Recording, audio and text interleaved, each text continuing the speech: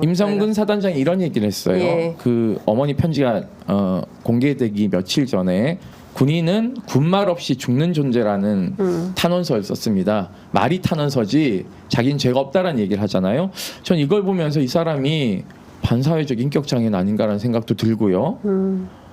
이걸 보고 며칠 뒤에 어머니가 편지가 보시고 나는지는 확인해봐야 되겠지만 네. 공교롭게 며칠 뒤에 어머니가 이런 입장을 내셨어요.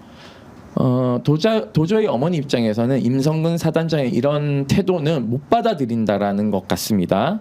그래서 경찰에게 빨리 임성근 사단장 사법 처리하라는 저는 메시지로 네. 분명히 읽힙니다. 그래서 누가 어떻게 임성근 사단장을 비호하는지도 지켜봐야 되겠지만 네. 훈련병 사망 사건도 누가 어떤 방식으로 비호하고 있는지를 밝혀야 되죠. 강원경찰청의 메시지는 굉장히 문제가 심각한 겁니다. 네. 그렇기 때문에 저는 뭐 이런 식이라면 사망 사건에 대한 특검 또 해야 되나 싶기도 하고요. 경찰을 믿을 수가 없지 않습니까? 네. 차제에는 이번 국회에서 좀 걸리더라도 경찰청장, 지방경찰청장, 지방검사장 다 선출직으로 돌렸으면 좋겠습니다. 그 정도예요. 네. 지금 강원경찰청장 혹은 강원경찰청에서 그 소위 얘기하는 중대장 등 그 가해자를 비호하는 방식으로 하는 이유는 뭘까요? 아니 적법하게 똑같이 수사해서 처벌하면 될 것을 여기도 혹시 무슨 수사 외압이 있었던 건가요? 기본적으로 경찰은 이게 자기 사건이 아니란 인지를 하고 있는 것 같아요. 그러니까 변사 사건 수사는 네. 군사 경찰이 하지 않습니까? 예. 군사 경찰의 말을 그대로 신뢰하고 수사를 진행하니까 이런 문제가 터지겠죠. 그러면 그 군사 경찰 뒤에 누가 있겠습니까? 12사단장이 있고 육군 참모총장이 있고 국방부 장관이 있고 대통령이 있겠죠. 아니 그런데 군사경찰의 그 수사를 신뢰하지 못해서 이첩 보류 명령을 내리고 경북경찰청은 박정훈 수사단장의 수사를 뭐 이런 방식으로 되돌리고 있는 거 아닙니까? 그래서 권력 편이냐 아니냐 이거 차이예요? 그리고 이것도요. 예. 같은 방식으로 이첩했거든요. 예. 그 이첩했다 그랬을 때 예. 저희가 우스갯소리로 그 얘기했어요. 예. 우리 문건 수사 자료 회수하러 가자. 저거 이첩 잘못된 거다 이렇게 얘기하는데요. 경찰과 군사 경찰이 신뢰받는 것은 투명하게 모든 것을 공개하는 것입니다. 물론 개인 정보나 이런 것들이 있기 때문에 모든 것을 이야기할 수 없지만 그것을 정제돼서 얘기할 수 있다라고 보고 있고요. 사건 초기에 군이 얼마나 비겁한 짓을 했냐면요. 공론화를 원치 않는다라는 것을 부모에게 거의 이렇게 그루밍 하다시피 해서 가져갔어요. 그러니까 뭐냐면 이 훈련병 사건에서. 네네. 그러니까는 그 어머니가 공론화를 원치 않는다. 네, 유가족이 공론화를 원치 않는다라는 게 더 캠프의 예. 공지글이에요. 12사단에. 어머나. 그러니 이건 사실이 아니잖아요. 아니에요. 사실이죠. 그 뒤에 숨는 거죠. 유가족은 정신이 하나도 없는데 이거 언론에 나가면은 좀 그렇지 않겠습니까? 자식이 군대 가서 죽었는데 어느 부모가 언론에 공론화를 원합니까? 최상병 어머니도 아버지도 수근이 얘기가 언론에 자꾸 나오는 게 불편하죠. 이름도 쓰지 그러니까 말아달라고 그런 거에 했어요. 뒤에 숨는다는 거예요. 그 감정이 정말 이름 쓰지 마세요라고 한다면 어머니가 자기 이름, 아들 이름으로 편지를 공개했지 않습니까? 네. 국방부 출입 기자들한테. 네. 그러면은 이게 우리가 전에 듣던 우리 아들 이름 쓰지 마세요라는 해병대 사령부를 통해서 받은 네. 메시지. 유가족의 입장이라는 건 이미 충분히 의심할 부분이 있다라는 거예요. 그러니 익명성의 뒤에 군대가 숨으려고 하는 태도가 있는 것이죠. 어느 유족도 자기 자식 이름이요. 죽은 이름이 자꾸 거론되는 것은 그렇죠. 불편한 겁니다. 네. 그 심리를 군이 교묘하게 이용하는 것이죠. 네. 하여간 이 사건도 경우에 따라서는 특검을 요구할 수도 있겠다. 수사 상황이 제대로 진척되지 않거나 가해자를 비호하는 방향으로 간다면 이것은 군인권센터가 나서서 문제 제기를 할 거다라는 말씀, 그다음에 국방위 차원에서 이 사건의 진실 규명을 위한 노력이 좀 있어야 된다라는 말씀 주셨고요.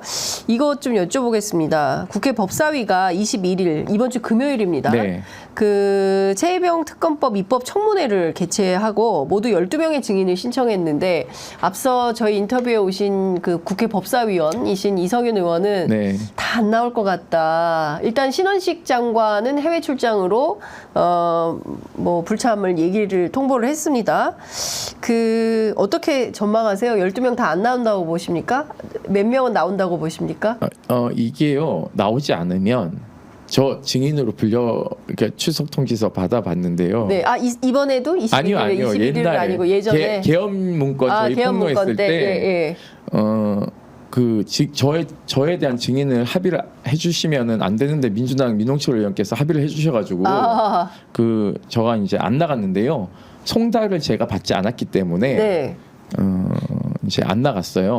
물론 이제 나갈 수도 있지만 문제는 징역 3년 이하에 처하도록 돼 있어요. 네. 불출석하면 네. 송달을 직접 받았는데 불출석하면 네. 징역 3년. 예, 사유가 명확하면 좀 다르고요. 예. 그렇지만은 이제 정청래 법사위원장께서는 고발하겠다라는 거거든요. 그렇죠. 그거는 니네가 수사기관 가서 해명할 일이고 국회법에 따라서 국회를 모독했다고 판단하기 때문에 증인 출석 거부에 대한 부분은 다 고발하겠다라는 네. 겁니다. 그러면 이 고발이요 미친 영향이 있습니다. 법무부 장관이 만약에 안 나왔다. 네. 불출석 사유가 명확하지 않았다라고 판단되면 고발하는 것인데요. 고발당하면 탄핵당하죠. 그렇기 때문에 신원식 장관이 국외 출장이 언제 잡혔냐 이런 것도 되게 5월 31일 날 외교부에 신고를 했대요. 뭐 그러면은 저는 빠져나갈 수도 있다고 네. 보는데요. 정청래 위원장이 당일 취재했더라고요. 보좌관 통해서. 그래서 그렇군요. 5월 31일 날 외교부에 출장 신청을 상신했으므로 이것은 이유 있는 불출석이어서 국방부 차관으로 대신하겠다라고. 네, 뭐 차관이 나와도 상관없고요. 예. 지금 장관이 나오는 건 별로 의미가 없고 저는 이종섭 전 장관이 나오냐가 그렇죠. 이제 관건이고요. 예. 그리고 또 하나는 이제 이시원 공직기강 공직기강 비서관 전이죠. 네. 그리고 임성근 사단장. 예, 그리고 무엇보다 되게 중요한 네. 박정훈 대령께서 예. 증인으로 나오십니다. 박정훈 대령 출석합니까? 출석하시죠. 예. 출석 안 할 이유가 없죠. 예. 그렇기 때문에 예. 출석을 하시는데 예. 우리가 작년에 KBS에 20분인가 30분 동안 처음 출연한 거 이외에 박정훈 대령께서 언론에 아무 말씀도 못 하시지 않습니까? 맞아요. 징계를 받게 되니까요. 그래서 저희가 공판 출석할 때도 아무 말씀을 못 하세요. 그래서 기자회견을 하는 것이거든요. 네, 우리 네. 박정훈 대령을 대신해서 얘기하는 건데 이 자리는 예. 국회가 입법 청문회를 하는 거기 때문에 네. 합법적으로 얘기할 수 있는 공간입니다. 그래서 저는 박정훈 대령에게 마이크가 많이 가야 된다고 생각하고 있고요. 아울러서 우려되는 지점은 있어요. 이종섭 장관이 만약에 나온다면 본인의 변호인을 대동하고 나올 겁니다. 김계한 사령관도 나오는데 본인 변호인 대동하고 나올 가능성이 높아요. 그러면은 여기에 우리 박정훈 대령의 변호인도 참고인으로 나오는데요. 여기서 진위 공방이 벌어지는 법정 싸움이 돼선 저는 안 된다.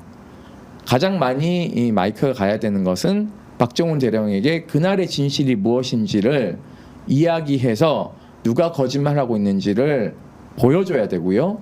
이것은 국정조사로 가기 위한 지렛대가 되어야 된다.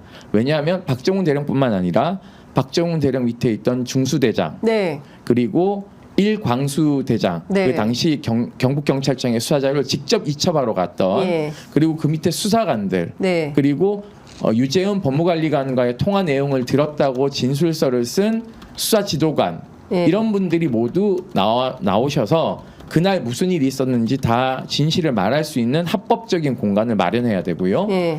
아울러서 지금 오늘 그러니까 다음 주 금요일 증인으로 빠져 있는데요. 예.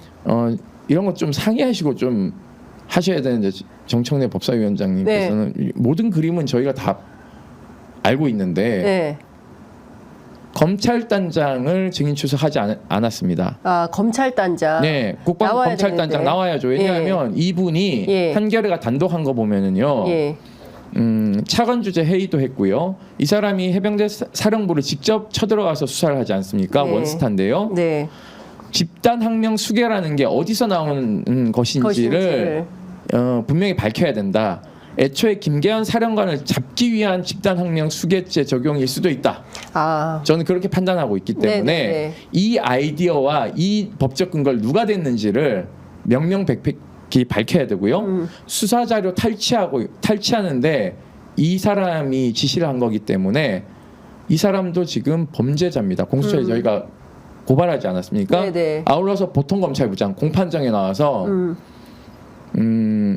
박정훈 대령에게 군 검사 2명이 애초에 그 얘기했잖아요. 망상이라고. 네. 이 사람들이 계속 공소유지하는 거는 저는 문제가 있다고 보거든요. 그러네요. 사실 망상이 아닌 게 확인이 된 거 아닙니까? 그리고 이 사람들 통화를 수사 통해. 이첩에 다 예. 관여됐던 사람이에요. 그럼 사실 이 사람은 배척해야 되는 거 아닌가요? 한 보통검찰부장도 지금 예, 연루된 걸로 저희 판단하거든요. 아, 그래요? 그러면 이 사람들 다 공수처 수사 대상이고 피의자가 곧 돼요. 그런 사람들이 그런데 어떻게 이 공소유지를 어떻게 사람들이 합니까, 이 사람? 공소유지를 하고 있어요. 그래서 저희가 직무배제를 요구하는 예. 보도자료를 냈더니 예. 5차 공판 때 이 보통검찰부장이요. 예. 이례적으로 피고인인 박정훈 대령의 변호인단과 네. 저희 군인권센터를 예. 법정에서 비난합니다. 비난? 예. 뭐라고요? 군 검사들을 공소유지하는 군 검사들을 모함해서 예. 이 재판에 이 재판에 영향을 끼치려고 한다. 중단해라. 공무상 예. 알게 된 기밀을 누설되고 있다. 막 이런 얘기를 막 해요. 이상한 얘기를. 공무상 알게 된 기밀이 뭐예요? 그 재판 과정에서 나온 거 아니요. 그러니까 이 자기네들 이첩 과정 이런 게 다 예, 공무상 기밀이라는 거예요. 그러니까 그런 것들을 변호인들이 언론에 예. 떠들고 있다. 인터뷰하고 있다. 네, 비난하는 거죠. 그게 말이 안 되는 얘기 같은데. 그리고 예. 그 군검사 한 명은 예. 국방부 조사본부에 고발당했기 때문에 예. 지금 현재 입건이 된 상태입니다. 그러니까요. 그래서 이런 것들이 희대에 거의 뭐 그 드레피시 사건 네. 비슷한 네. 엄청난 사법 질서를 파괴하는 행위이기 때문에요. 다음에 헌법 개헌하면 군 검사도 탄핵 대상에 좀 넣어야 돼요. 검사만 탄핵 대상이거든요. 군 검사도 군 검사는 군 검사, 군 판사도 다 포함해야 다 포함해야죠. 공수처에. 예. 예. 그래서 이 헌법에서 탄핵할 수 있는 범위를 전 좀 넓혀야 된다라는 생각을 가지고 있습니다. 네, 그 사실은 그러니까 사실 그 임태훈 소장님께서 오늘 21일 청문회의 일종의 예고편을 띄워주신 셈입니다. 그래서 전반적으로 21일 청문회가 어떤 방향으로 가고 주요하게 박정훈 단장을 통해 전 수사단장의 입을 통해서 확인해야 되는 팩트들이 어떤 거고 그날 무슨 일이 있었던 건지 7월 30일 날 보고를 하고 7월 31일부터 8월 2일, 그 다음에 8월 8일. 그리고 나서 그 뒤에 있었던 집단항명 수괴로 해서 구속영장이 발부되기까지 과정에서의 어떤 일들이 벌어졌는지 직접 박정훈 대령의 입을 육성을 통해서 확인할 수 있는 날이 바로 21일이다. 저희 취재 편의점도 당일 국회에서 현장 생방송할 예정입니다. 그래서 여러분들 함께 해주시면 좋을 것 같고요. 그리고 또 하나 이제 네. 강조드리고 싶은 것은 경찰이 이첩 과정에 불법 행위를 했기 때문에 네. 당시 경북경찰청장, 수사부장 이런 사람들 다 불려 나와야 되고요. 네. 그리고 공직기강 비서관이 이제 불려 나오지 않습니까? 그 밑에 있던 경찰에 파견된 행정관, 네. 그 당시 국정상황실에 있던 경찰 최고위 간부가 지금 본청 정보국장으로 승진해 갔거든요. 이 사람, 그리고 윤희근 경찰청장, 네. 그리고 국가수사본부장 네. 이런 사람들도 모조리 다 국정조사에 이제 끌려 나오셔야 되는데요. 네, 네. 누가 거짓말하고 있고 누가 불법적인 수사 이첩에 개입했는지는 수사 범위가 광범위하기 때문에 사실상 국조를 해야 된다는 것이고요. 네. 그런 측면에서 봤을 때 국조의 필요성과 당위성을 높이기 위한 입법 청문회이다. 네. 그래서 이 입법 청문회는 굉장히 좋은 진실을 가리기 위한 국회 최초의 발판과 네. 교두보가 될 가능성이 높다라는 겁니다. 왜냐하면 예. 정청래 법사위원장이나 민주당 입장에서는 국정조사를 안을 올린다 하더라도 IMF 이후에 국정조사가 여야 합의에 의하지 않고 개최되는 사례가 없기 때문에 그 관례를 깨는 것에 대한 명분이 매우 중요하기 때문에 이와 같은 입법 청문회를 통해서 은폐된 진실을 알리는 것이고요. 만약에 국조가 안 된다면 계속 청문회를 열 수가 있는 것이거든요. 그렇기 때문에 이 청문회는 매우 중요한 진실을 가릴 수 있는 분수령이 될 가능성이 네. 매우 높다. 저희는 그렇게 판단하고 그렇죠. 있습니다. 그러니까 제가 이제 오늘 아침부터 계속 강조드리는 것은 21일 있을 그 최혜병 특검법 입법 청문회는 50 청문회만큼 국민적 관심 여론 속에서 진행이 되어야 됩니다. 그러니까 여러분들께서 많이 여러 군데에 홍보해 주시고 취재 편의점 그날 아침부터 일찌감치 국회에 부스 차리고 방송을 할 테니까 네. 여러분들 주변에 소문 아니 같이 봐야 돼요. 아, 부스도 차려요? 아니 책상을 놓으려고 그래요. 아, 어디에다가요? 준비 중이에요. 아, 네. 그렇군요. 자세한 말씀은 저 불러주시면 예. 제가 가서 아유, 그럼요. 중계 해설도 예. 해드릴 수 있습니다. 저 얘기가 무슨 얘기냐. 네네 이런 중계 것들. 해설 예, 중계 해설 좋습니다. 예.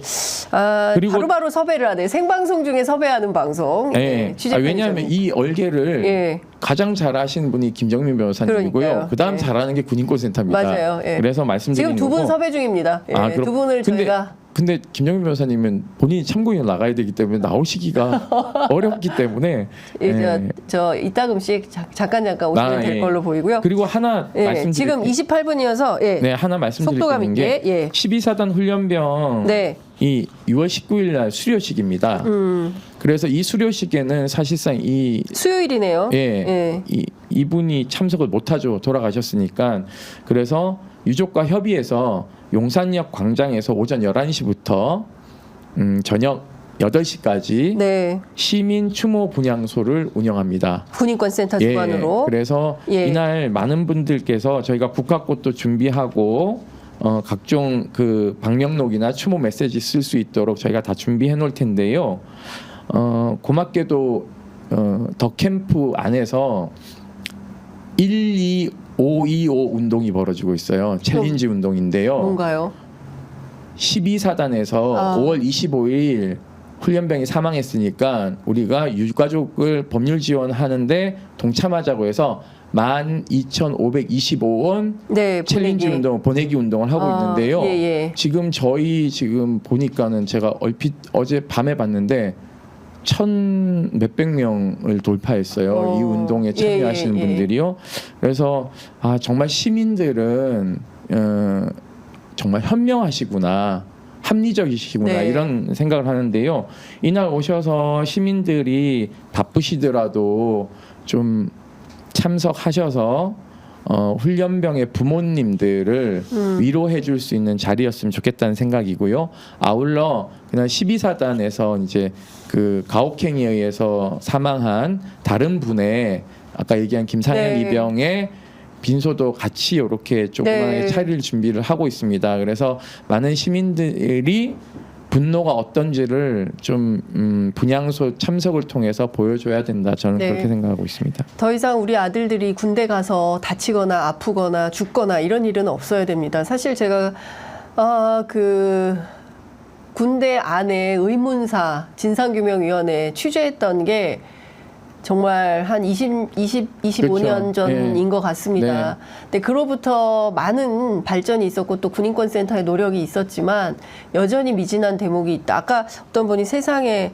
하루에 3명이라니 너무 기가 막힙니다. 이런 말씀 주셨는데요. 더 이상 이런 일은 없어야 되지 않을까 싶고요. 여러분들께서 함께 12525 운동에도 동참해 주시면 좋을 것 같고요. 그리고 6월 19일 수요일인데요. 오전 11시부터 저녁 8시까지 한다니까요. 용산역 앞에 있는 시민 추모 분향소에 함께 해 주시면 정말 유가족분들께서 정말 큰 힘이 될 것 같다라는 생각이 좀 듭니다. 12사단이 얼마나 머리를 잘 굴리냐면요. 이렇습니다.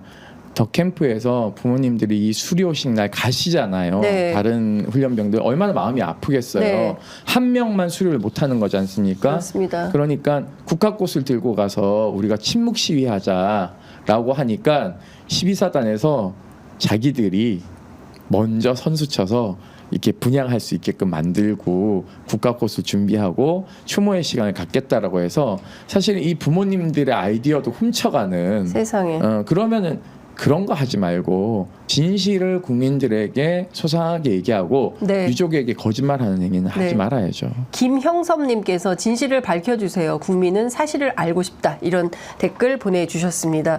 계좌번호 알려달라는 말씀들 있으신데요. 군인권센터 검색해서 들어가시면 될 것 같습니다. 지금 검색창에 군인권센터 검색하셔서 들어가시면 12525 운동 함께 하실 수 있으십니다. 지금 그 유가족은 법률 대리인을 선임했고 네.